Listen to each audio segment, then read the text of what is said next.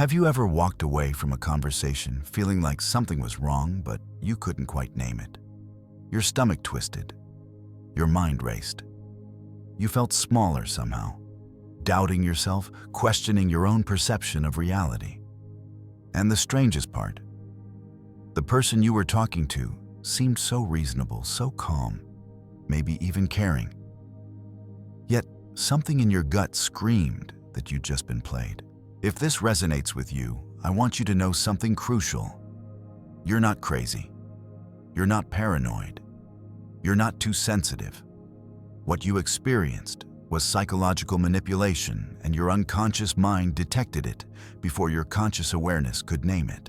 I've spent decades studying the human psyche, exploring the darkest corners of human behavior and the brightest possibilities of psychological freedom. And what I've discovered is that manipulation isn't random. It follows ancient patterns, archetypal shadows that certain individuals use to invade your mental space and bend your reality to their will. Today, I'm going to reveal the 7 most dangerous psychological questions that manipulators use as weapons. More importantly, I'll show you how to recognize them, disarm them, and transform yourself from an unconscious victim into a psychologically sovereign individual. By the end of this journey, you'll possess what I call the seeing eyes, the ability to spot manipulation before it even begins. But I must warn you, once you learn these patterns, you cannot unsee them. You'll start noticing them everywhere, in friends, family, colleagues, even strangers. Some find this knowledge disturbing. It changes how you see every relationship in your life. Are you ready to see the matrix of manipulation? Let's dive deep into the shadow. Before we dive deeper, if this resonates with your soul's journey, please hit that like button and subscribe for more transformational content. Your support helps this message reach other souls who need to hear it. Question 1. Why are you being so sensitive? Before I reveal this first manipulation, let me ask you something that might cause discomfort. How many times have you been told you're too sensitive immediately after pointing out something that felt wrong? If a specific moment comes to mind right now, you've already experienced what I call shadow projection. Here's what most people don't realize. Manipulators instinctively use psychological invalidation. They don't attack your argument. They attack your very right to have feelings about it. And this is crucial to understand because sensitivity isn't a weakness. It's your unconscious mind detecting incongruence. I've written that your vision becomes clear when you look into your heart. Those who look outside dream. Those who look inside awaken. But here's the twisted part. Manipulators know that sensitive people are often the most perceptive. They can sense lies, feel tension in the room. Notice micro-expressions that others miss. They pick up on the subtle energy shifts that signal deception. So instead of hiding their intentions better, manipulators have learned something more sinister. They've learned to weaponize your gift against you. They make you feel like your greatest strength is actually your greatest weakness. Think about this pattern for a moment. The financial analyst who spots irregularities in the books is called paranoid until she uncovers massive fraud. The wife who senses her husband's behavioral changes is dismissed as insecure until she discovers the affair. The employee who questions unethical practices is labeled difficult until the scandal breaks and everyone suddenly wishes they'd listened. I call this the persecution of the perceptive. When someone attacks your sensitivity, they're truly saying something else entirely. They're saying, "Stop using your psychological radar. It's detecting things I don't want exposed. Your intuition is threatening my agenda, so I need to convince you that the problem is you, not what you're noticing." This connects deeply to the work I've done around Carl Jung empath and personal development. Empaths and highly sensitive individuals possess a natural ability to read emotional atmospheres and detect dishonesty. This isn't a flaw in their system. It's a sophisticated form of perception that manipulators desperately need to shut down. But here's where it becomes truly interesting. I've discovered a counterattack that completely disarms this manipulation. I call it the conscious assertion of shadow integration. The next time someone asks, "Why are you being so sensitive?" don't defend yourself. Don't explain. Don't apologize. Look them directly in the eyes and calmly say, "I'm not being sensitive. I'm being perceptive." Does that make you uncomfortable?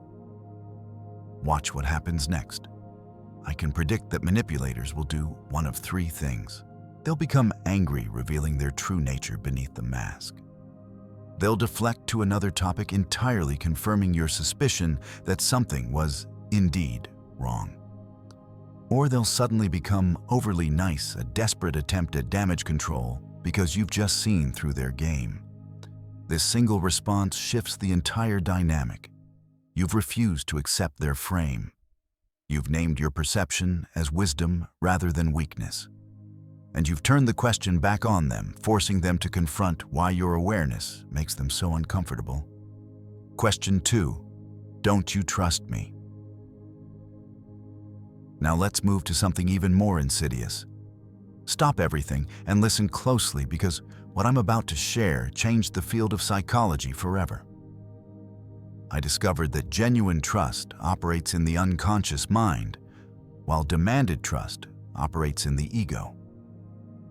And here's the crucial point that most people miss. People who demand trust are usually the least trustworthy. I've said that the meeting of two personalities is like the contact of two chemical substances.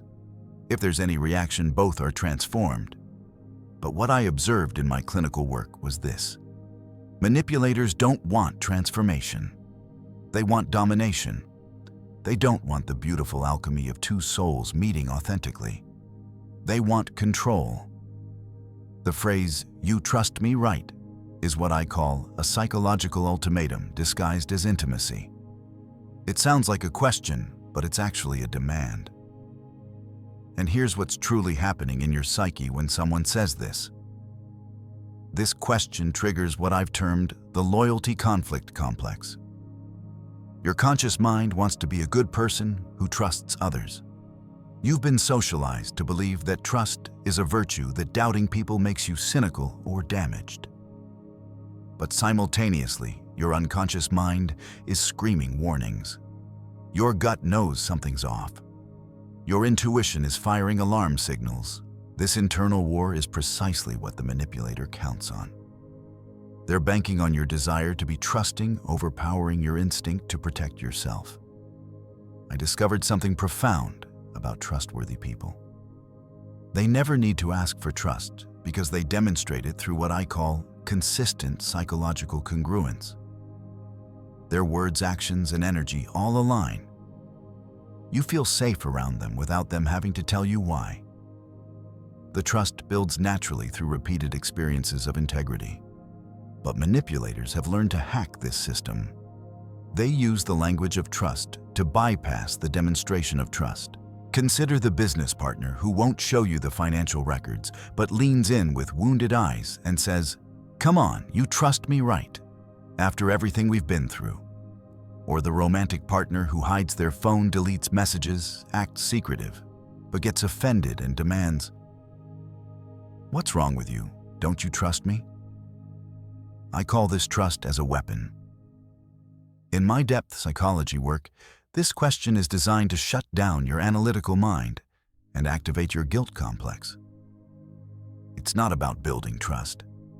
It's about bypassing your psychological defenses so they can operate without scrutiny. Here's the response that will expose them instantly. When someone asks, "You trust me, right?" Pause. Take a breath. Apply what I call conscious detachment. This means observing the situation from your centered self rather than your triggered complex. Look at them calmly and say, "Trust is earned through consistency, not through questions. Are you asking me to ignore my intuition?" I can predict what happens next. A trustworthy person will respect this boundary. They'll understand that real trust takes time. They'll continue proving themselves through actions and won't be offended that you have standards. They'll actually appreciate that you're a person of substance who doesn't give trust blindly. A manipulator, however, will become defensive. They'll change the subject. They'll try to make you feel guilty for having boundaries. They'll accuse you of being damaged or having trust issues. They'll do anything except simply demonstrate trustworthiness through consistent behavior. Question 3. Are you accusing me of something? Before I reveal this psychological weapon, I must warn you about a disturbing discovery I made early in my clinical work. Master manipulators don't merely lie. They reshape reality itself. And this question is the primary tool they use to accomplish this reshaping. This is what I call the reversal technique. They turn the investigator into the investigated. And here's how your mind gets hijacked in real time. When you notice something suspicious and ask a reasonable question, the manipulator immediately flips the script. Suddenly, you're the problem. You're the one causing trouble. You're the one who needs to explain yourself. You went from asking a fair question to defending your right to ask it. I wrote that projection is one of the commonest psychic phenomena.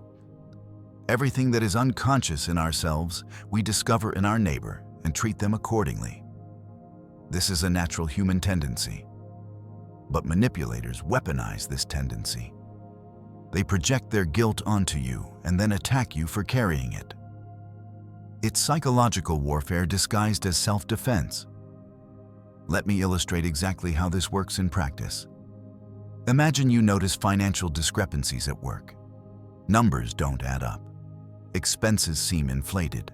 You ask your boss a simple, straightforward question about it. Their immediate response is, "Wait, are you accusing me of something? Is that what this is about?" Now watch what happens to your psychology. You immediately start backpedaling. You're explaining yourself. You're apologizing for being observant. You're reassuring them that, no, of course, not you, were just curious. You didn't mean anything by it. Within seconds, you've gone from questioning their behavior to justifying your own perception. I call this the guilt transfer complex. In my analytical psychology, this question is designed to trigger what I've termed responsibility reversal. Instead of them explaining suspicious behavior, you're now explaining your right to notice it. The guilty person has somehow made the observant person feel guilty. But here's what I discovered that changes everything. The power lies not in the question itself, but in the silence that follows it. Manipulators expect immediate panic. They expect quick explanations and desperate apologies. They never expect composed confidence. The counterattack is devastatingly simple. When someone snaps, "Are you accusing me of something?" don't rush to fill the silence. Apply what I call the therapeutic pause. Hold eye contact. Wait 2, 3, maybe even 4 seconds. Then calmly respond with just 3 words. Should I be? Those 3 words contain what I call conscious power, because innocent people don't fear questions. Only guilty people do. Innocent people welcome scrutiny because they have nothing to hide. They answer questions directly. They provide explanations freely. They don't need to make you feel bad for asking. Your composed response forces them to confront their own shadow instead of hiding behind yours. And watch how quickly the dynamic shifts. Suddenly, they're the ones scrambling. They're the ones who need to explain why a simple question triggered such an extreme defensive reaction. We've exposed the first 3 questions, but now we're going to go deeper.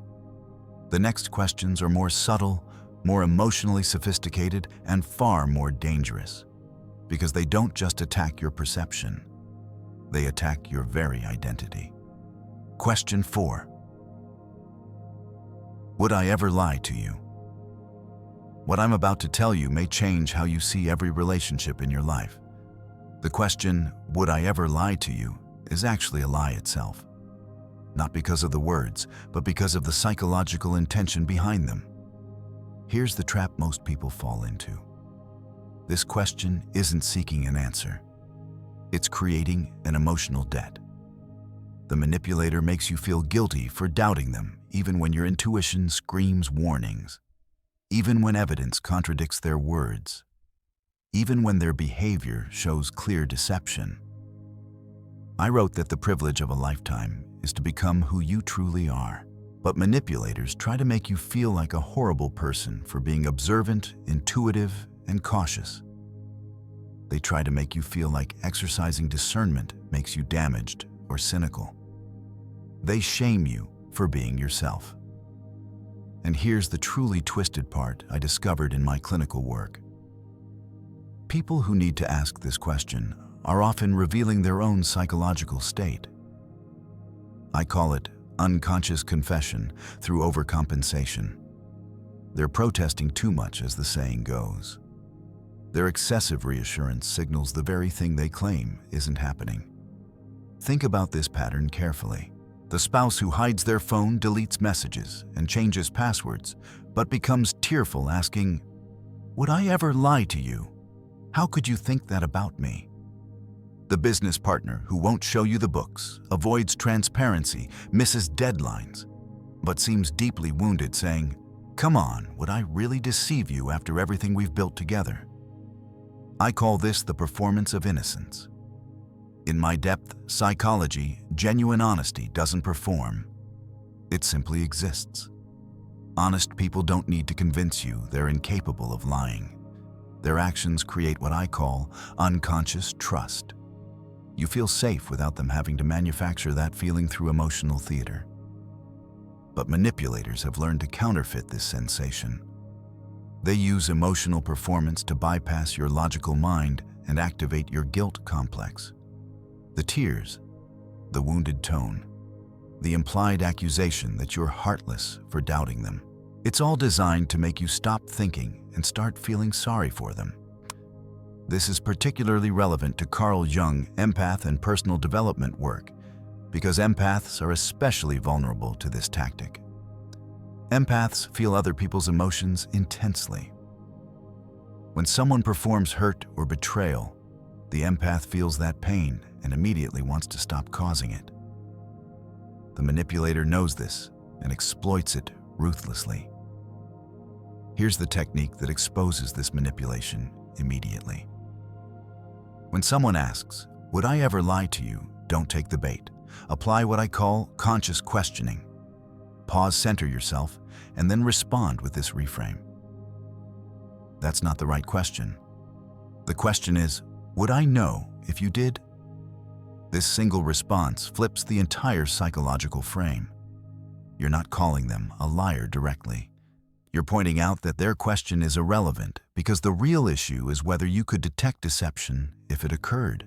You're highlighting that what they're really asking for is blind trust, not informed trust. Liars thrive in emotional fog. They need you confused, doubting yourself, focused on managing their feelings rather than observing their behavior.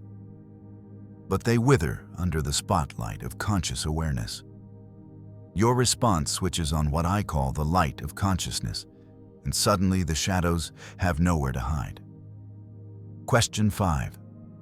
Can't we just move on? What I'm about to reveal may be the most important psychological insight you ever learn. This innocent-sounding question is actually the manipulator's nuclear option. When denial fails, when distraction doesn't work, when guilt doesn't shut you down, they deploy what I call forced forgetting. It's the demand that you abandon truth for the illusion of peace.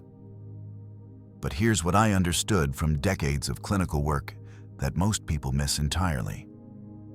There is no coming to consciousness without pain. Real resolution requires facing uncomfortable truths. Healing requires acknowledging wounds. Growth demands confronting what we'd rather avoid. Manipulators want to skip all of that. They want to jump straight from exposure to your forgiveness without the messy middle part where accountability happens. They want the benefits of reconciliation without the work of transformation. According to my research on psychological healing, moving on without understanding is like placing a bandage over an infected wound. It looks better on the surface, It might stop the bleeding temporarily. But the poison continues to spread underneath. The infection worsens, and eventually the whole system becomes compromised. Consider how this plays out in real situations. The company caught in a scandal begs employees, "Let's not dwell on the past. We need to focus on the future." All this negativity isn't helping anyone. The unfaithful partner who's been exposed pleads, "Why do you keep talking about it? I said I was sorry. We need to move forward, not backward." But I discovered something crucial through years of working with patients. These are not requests for healing. They're demands for amnesia. The manipulator doesn't want to resolve the issue. They want to erase it from your consciousness. They want it pushed back into the unconscious, where it can't threaten their control. I call this psychological burial. In my analytical psychology, true healing happens when the unconscious becomes conscious, when we bring shadow material into the light, when we face what happened, understand why it happened, and integrate the lessons. But manipulators want to push everything back into the unconscious, where it festers and grows, but doesn't disrupt their agenda. Here's the pattern I identified across hundreds of cases. First, they deny there's a problem.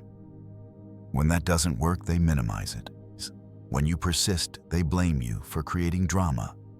And finally, when none of that succeeds, they try to exhaust you into abandoning the search for truth. They try to make you feel like the bad person for not being able to let it go. But I discovered the antidote to this manipulation. When someone asks, "Can't we just move on?" apply what I call conscious anchoring. Take a breath, feel your feet on the ground, connect with your deepest truth, then respond clearly. "I will move on when I understand what happened not before." This single sentence tells them that your peace is built on clarity, not confusion, that you cannot be rushed, pressured, or exhausted into abandoning truth, that your healing follows your timeline, not theirs. That understanding matters more than their comfort. I wrote that until you make the unconscious conscious, it will direct your life, and you will call it fate. That's precisely what manipulators count on. They hope you'll give up, grow tired, and let unconscious patterns control your life. They want you to accept the surface story and never dig deeper. They need you to choose false peace over real understanding. But not anymore. Now you know what they're doing and why. We've covered 5 of the 7 questions, and you're starting to see the patterns. But the final 2 questions are the most subtle and perhaps the most socially powerful. These don't just target you as an individual. They weaponize the collective against you. Question 6. What will people think? This question invokes the power of the collective unconscious as a control mechanism. And I want you to understand something profound. Manipulators don't just use your personal psychology against you. They use the weight of society, culture, and social expectations as a weapon. When someone asks, "What will people think?" they're not expressing genuine concern for your reputation. They're activating your shame complex. They're triggering your deep-seated fear of rejection, ostracism, and social disapproval. They're betting that your fear of judgment will override your need for authenticity. I spent years studying what I call the persona, the mask we wear for social acceptance. Everyone has one. We all present different versions of ourselves in different contexts. The professional mask, the family mask, the social mask. This isn't inherently negative. It's a necessary adaptation to living in society. But here's where it becomes manipulation. When someone threatens to expose or destroy your persona unless you comply with their agenda. When they hold your social reputation hostage. When they make you choose between your authentic truth and social acceptance. Consider how this plays out. The family member who says, "If you make that choice, what will the neighbors think?" What will people at church say? You'll embarrass the whole family. The partner who warns, if you leave me, everyone will think you're crazy. They'll take my side. You'll be alone. This connects intimately with Carl Jung empath and personal development, because empaths and sensitive individuals often feel the collective emotional field intensely. They can sense social disapproval before it even happens. This makes them particularly vulnerable to this form of manipulation because the threat feels viscerally real. But I discovered something that sets people free. Other people's opinions are projections of their unconscious, not verdicts on your worth. When someone judges you, they're revealing their own shadow material, their own fears, their own limitations. They're not seeing you clearly. They're seeing their own psychological content reflected in you. The manipulator wants you to forget this truth. They want you to believe that social approval is more important than psychological integrity, that belonging matters more than being yourself, that acceptance is worth the price of self-betrayal. Here's the reframe that changes everything. When someone asks, "What will people think?" respond with conscious sovereignty. I'm not responsible for their thoughts. I'm responsible for my truth. This response draws a clear boundary. You're acknowledging that, yes, people will have opinions, but those opinions are their responsibility, not yours. Your job is not to manage everyone's perceptions of you.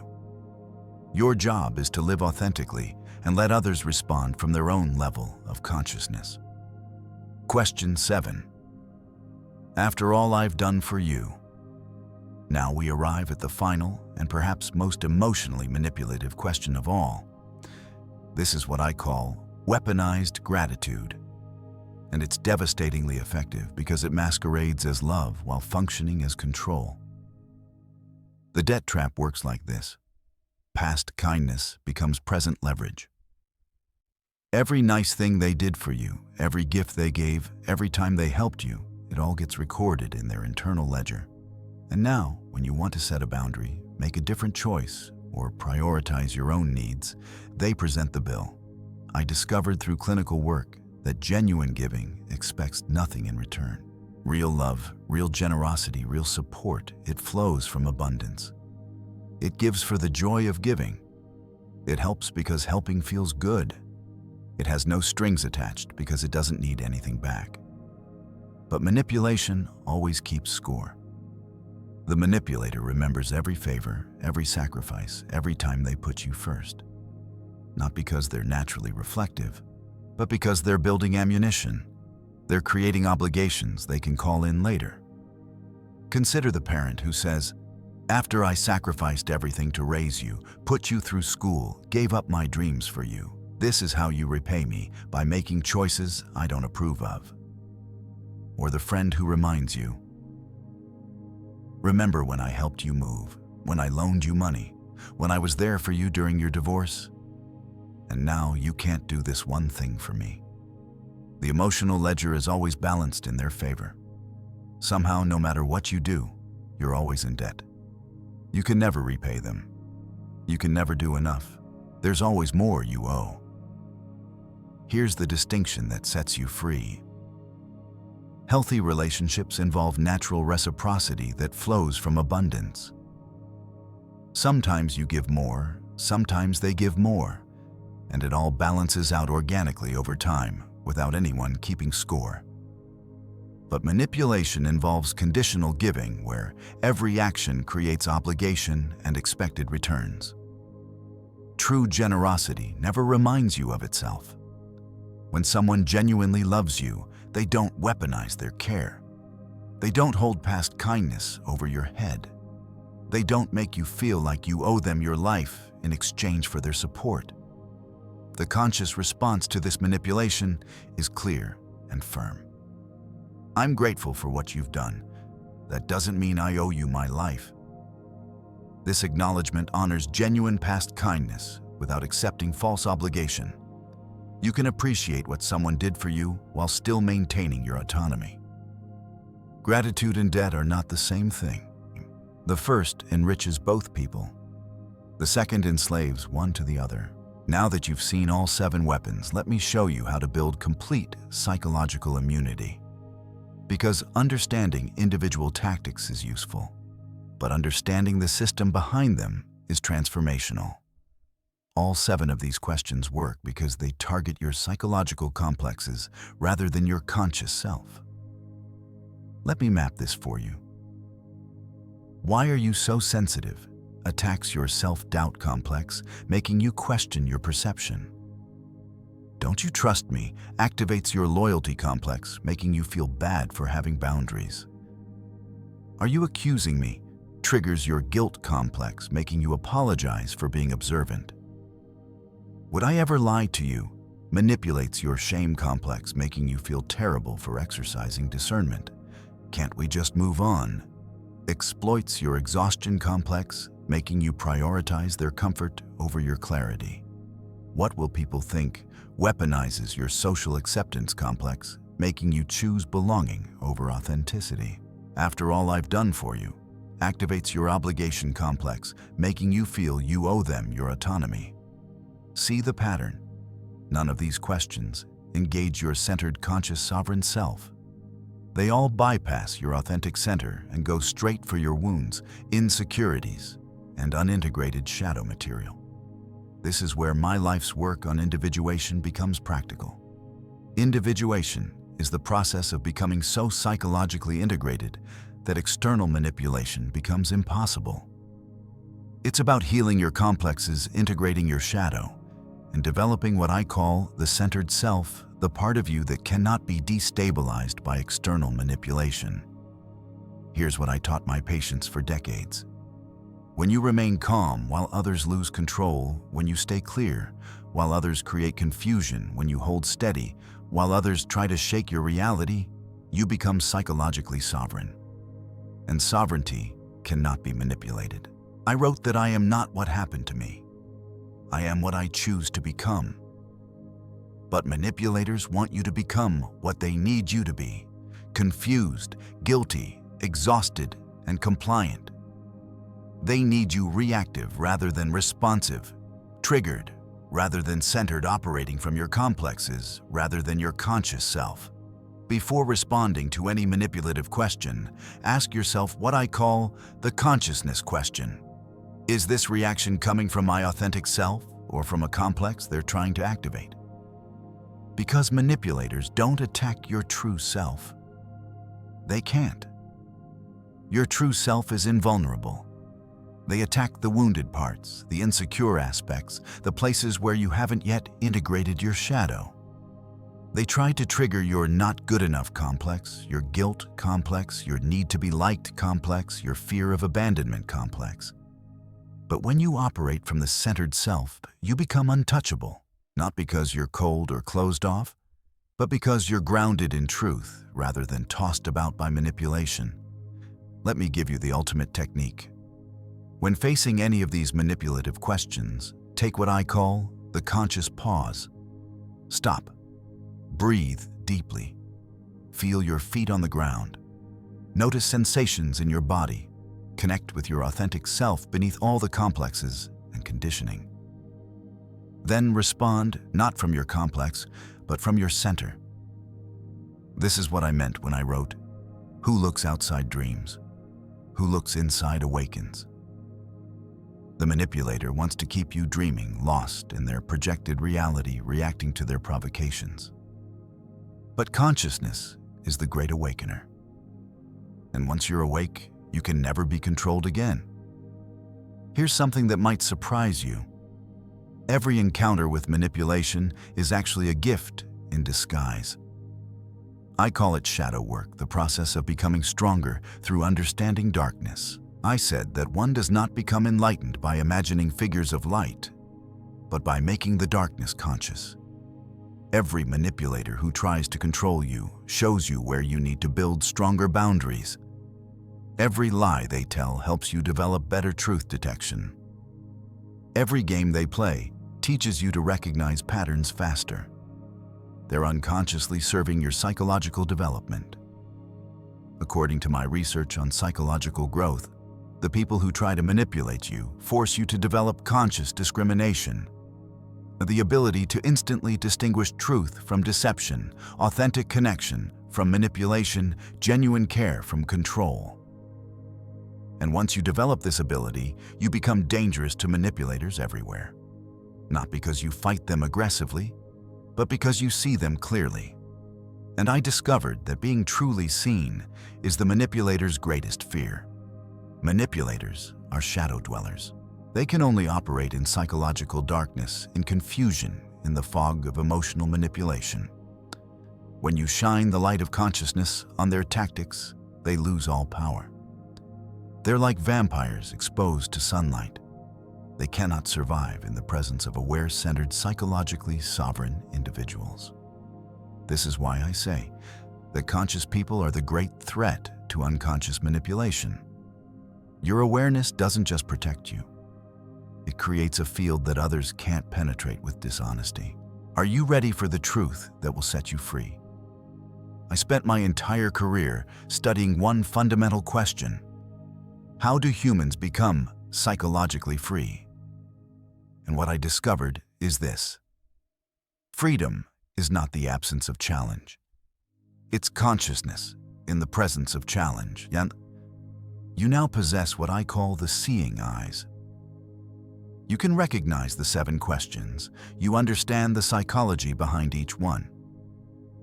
But more importantly, you understand that these aren't just verbal tactics. They're attempts to manipulate your unconscious mind, to trigger your complexes, to keep you asleep. I wrote that the most terrifying thing is to accept oneself completely. But I'll tell you what's even more terrifying to a manipulator: encountering someone who has accepted themselves completely.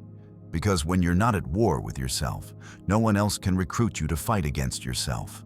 When you're not ashamed of your sensitivity, they can't weaponize it. When you're not desperate for approval, they can't withhold it for control. When you're not afraid of conflict, they can't threaten you with abandonment.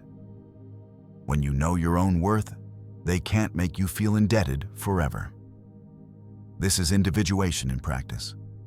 Becoming so psychologically integrated that external manipulation becomes impossible. You're no longer a collection of reactive complexes that people can push and pull. You're a conscious individual who responds from choice, not compulsion. And choice is the enemy of manipulation. Manipulators need your unconscious reactions. They need to trigger you into old patterns. They need you operating on autopilot, responding from your wounds rather than your wisdom. When you develop the ability to pause, center yourself, and choose your response consciously, you break their entire system. Here's your homework, your initiation into psychological freedom. For the next 7 days, every time someone tries to manipulate you, emotionally ask yourself my question: what complex in me is this person trying to activate? Then, instead of reacting from the complex, pause and respond from your conscious center. Watch how quickly manipulative people either change their behavior around you or simply disappear from your life. Because I discovered something beautiful. When you refuse to play manipulative games, you give everyone around you permission to be authentic too. Your consciousness doesn't just free you, it creates space for genuine connection with others. You're no longer participating in the dance of manipulation and reaction. You're standing in truth, inviting others to meet you there. This is the ultimate victory over manipulation. Not just protecting yourself, but creating a field of authenticity that elevates everyone in your presence. You become what I call a light bringer, someone whose consciousness illuminates the path for others. Let me give you something practical, something you can use immediately. I want you to start each morning with what I call the sovereignty meditation. Before you check your phone, before you interact with anyone, take 5 minutes to center yourself. Close your eyes. Take 3 deep breaths. Ask yourself, who am I beneath all the complexes, beneath all the conditioning, beneath all the wounds? Feel into your centered self. This is the part of you that existed before anyone tried to manipulate you and will exist long after they're gone. Throughout your day, practice the conscious pause. When someone says something that triggers an emotional reaction, don't respond immediately. take a breath. Feel your feet on the ground. Ask yourself, am I about to react from my centered self or from a wounded complex? This single practice will transform your relationships within weeks. Because when you stop reacting unconsciously, people can no longer control you through emotional manipulation. You become like water fluid, adaptive, but impossible to grasp or contain. How do you know you're making progress on this path? Let me share the signs I observed in patients who successfully achieved psychological sovereignty. First, you'll notice you're no longer apologizing for having intuition. When something feels off, you trust that feeling without second-guessing yourself into paralysis. You've learned that your sensitivity is perception, not paranoia. Second, you become comfortable with silence and pauses. Where you once rushed to fill awkward moments with explanations and apologies, you now rest in the power of simply observing. You've discovered that silence is not empty, it's full of consciousness. Third, you can observe manipulation attempts without becoming emotionally hijacked. Someone tries one of the 7 questions, and instead of getting triggered, you feel almost curious. You watch the tactic unfold with the detached interest of a scientist observing a predictable pattern. You've developed what I call conscious immunity. Fourth, you feel centered even when others lose control. Their anger doesn't destabilize you. Their guilt trips don't move you. Their tears don't manipulate you.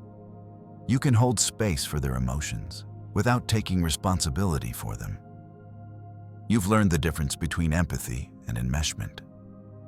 Fifth, manipulative people naturally start disappearing from your life. It's not that you're pushing them away aggressively. It's that your energy field has changed. You're no longer vibrating at the frequency of unconscious patterns. They either rise to meet your consciousness or they drift away toward easier targets. You've become incompatible with manipulation. Something remarkable happens when you stop participating in manipulative dynamics. The people who genuinely care about you will meet you in this new space. They'll respect your boundaries. They'll appreciate your directness. They'll value your authenticity. I watched this pattern repeat hundreds of times in my clinical practice. A patient would do this inner work, develop psychological sovereignty, and within months, their entire social circle would transform. The takers would leave. The authentic would remain. New, healthier relationships would emerge. This is because consciousness is magnetic. When you're operating from your centered self, you attract others who are also doing their inner work. You create relationships based on mutual growth rather than mutual wounding. You stop bonding through shared victimhood and start connecting through shared awakening. In my later years, I came to understand that your task is not to seek for love, but merely to seek and find all the barriers within yourself that you have built against it. The manipulators in your life were building barriers between you and authentic connection. But now you can see those barriers clearly. You can remove them consciously. And you can step into the genuine relationships that were always waiting on the other side. But your awakening doesn't stop with you. Every person who breaks free from unconscious patterns creates a ripple in the collective consciousness. Your family members notice you're different. Your coworkers see you respond to conflict differently. Your friends witness you setting boundaries they never dared to set. Some will judge you. They'll call you cold, difficult, changed. Let them. Their judgment reveals their own discomfort with consciousness. They're not ready to wake up yet, and that's their journey. But others will be inspired. They'll start asking questions. How did you get so calm? How do you handle manipulative people? Why don't you let things bother you anymore? And in those moments, you become a teacher simply by being yourself. This is what I meant when I said that consciousness is contagious. You don't need to preach or proselytize. You simply need to embody psychological sovereignty and others will naturally be drawn to learn from your example. You are no longer anyone's psychological victim. You are awake, you are conscious, you are free. And in a world full of shadows, the awakened are the ones who change everything. But freedom requires vigilance. Manipulators will continue to exist. New tactics will emerge. Your own complexes will occasionally get triggered despite your best efforts. This is not failure. This is the human condition. The difference is that now you have tools. You have awareness. You have techniques. When you slip back into unconscious patterns, you'll notice it faster. When manipulation happens, you'll recognize it sooner. When your complexes get activated, you'll return to your center more quickly. Choose consciousness over compliance. Choose clarity over confusion. Choose psychological freedom over comfortable captivity. Walk as I always intended you to walk, awake, aware, and unshakably yourself. The shadow's greatest fear is your light. Turn it on. Keep it on. Never let anyone convince you to dim it. Because the world doesn't need more people playing small to make manipulators comfortable. The world needs you fully awake, living from your centered self, refusing to participate in unconscious patterns. This is the path of individuation. This is the journey from fragmented to whole, from manipulated to sovereign, from asleep to awake. And every step you take on this path doesn't just change your life. It changes the collective consciousness. Your awakening ripples out, touching everyone around you, giving them permission to wake up too. Let me leave you with a challenge that will accelerate your growth. For the next 30 days, I want you to keep what I call a consciousness journal. Every night before bed, write down 3 things. First, any moment today, when you recognized a manipulation attempt. What question was used? What complex did they try to activate? How did you respond?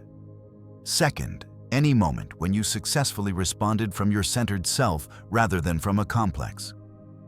What did that feel like? What changed in the interaction? Third, any barrier within yourself that you're ready to dissolve. What old belief, what limiting pattern, what unconscious agreement are you ready to release? This practice will accelerate your individuation process exponentially. You'll start seeing patterns you never noticed. You'll recognize growth you didn't realize you'd achieved. You'll witness your own transformation in real time. So I ask you now, will you stay asleep or will you wake up? Will you keep letting manipulators pull your strings, or will you cut those strings and become the author of your own life? Will you remain a chess piece on someone else's board, or will you step off the board entirely and play a different game? The game of consciousness, authenticity, and psychological freedom. The choice has always been yours. The power has always been within you. I've simply shown you where to look, what to see, and how to reclaim what was always rightfully yours. This is not the end of your journey. It's the beginning. You're not finished with this work. You're just starting to understand its depths. And that's exactly as it should be. The path of consciousness is not a destination you reach. It's a way of being you embody more fully with each passing day. Welcome to consciousness. Welcome to sovereignty. Welcome home to yourself. And remember, in every moment, you have a choice. You can react from your wounds or respond from your wisdom. You can participate in unconscious patterns or stand in conscious awareness. You can dim your light to make others comfortable or shine it brightly and illuminate the path. Choose consciousness. Always choose consciousness. Because that choice, repeated again and again, is what transforms not just your life, but the entire world around you. You are the light bringer. Act like it. I want to hear from you. Which of these 7 questions have you encountered in your own life? What moment of manipulation suddenly makes sense now that you understand these patterns? Share your awakening moments in the comments below.